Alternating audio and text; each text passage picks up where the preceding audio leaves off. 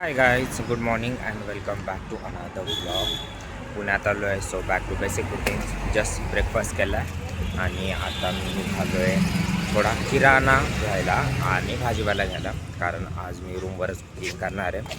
पण आज सगळं पुणे जवळपास बंद आहे, तर आय डोंट नो किराणा दुकान चालू आहे की नाही. बघतो काय नको. गाईज, ब्रेकफास्ट करून रूमवरती आलो आहे, पण बाकी काही काम करण्याअगोदर तर मला असं वाटतं की सगळ्यात अगोदर मला ही रूम आवरावं लागेल, कारण या रूमवरती इतका पसारा झाला आहे ना. दाखवतो मी, एक मिनिट. काल मी ही बॅग घेऊन आलो होतो तर सगळं इथंच पडलं आहे. त्यानंतर ना हा सगळा डायनिंग टेबल, हे मी आणलेले व्हेजिटेबल्स इथंच टाकले. त्याच्यानंतर ना ते काय काय सगळं अर्धा पसारा याच्यात मीच घातला आहे, बट आवरावं लागेलच आता. गाईज, जस्ट देवपूजा झाली आहे आणि आता आवरायचं आपल्याला हा पूर्ण hall.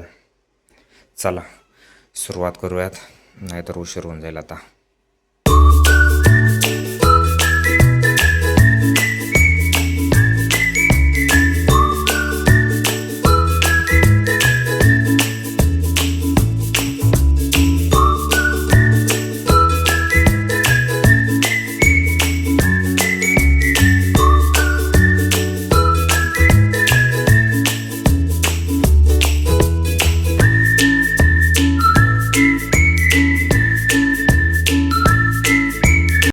Finally guys, room clean करून झाली आहे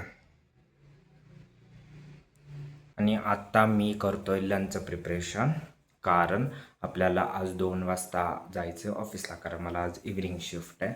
आजपासून आपलं वर्क फ्रॉम ऑफिस स्टार्ट झालं आहे आणि आज मी लंचला बनवतोय कोबीची भाजी. आणि हां, ज्यांना माहीत नाही मला कुकिंग येतं त्यांच्यासाठी हा व्हिडिओ तर काय मस्ट वॉच आहे दॅन, कारण मी दाखवतो आज काय मला कुकिंग येतं म्हणून. तर आज करतो आपण कोबीची भाजी आणि त्यासाठी मी काही म्हणजे नाश्त्यावरून आल्यानंतरच काही गोष्टी करून ठेवल्या होत्या, जसं कोबी वगैरे कापून ठेवलं होतं आणि वाटाणे उकडून ठेवले होते. जस्ट हा कोबी कापून ठेवला आणि याच्यातनं मिरची, लसूण आणि थोडं कोथिंबीरचा ठेचा बनवला आणि इकडं वाटाणे उकडत होतं. तर मग चला आता मी दाखवतो मी कशी बनवतो कोबीची भाजी. ते कढईमध्ये थोडंसं तेल टाकून जिरे आणि मोहरी, त्यानंतर टाकायचं आपल्याला हा ठेचा. हा ठेचा टाकला, त्याच्यानंतर ना थोडीशी हळद,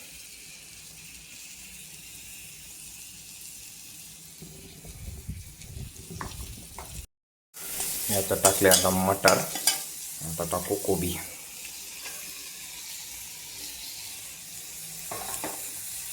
आणि हा हलवून 10-1 मिनटं शिजून द्यायचा. मीठ टाकून झाकून ठेवलं आहे आणि तोपर्यंत मी आता इकडं पीठ मळतो. आज काय मला जास्त भूक नाही आहे, त्याच्यामुळे एखादी चपाती बनवेल.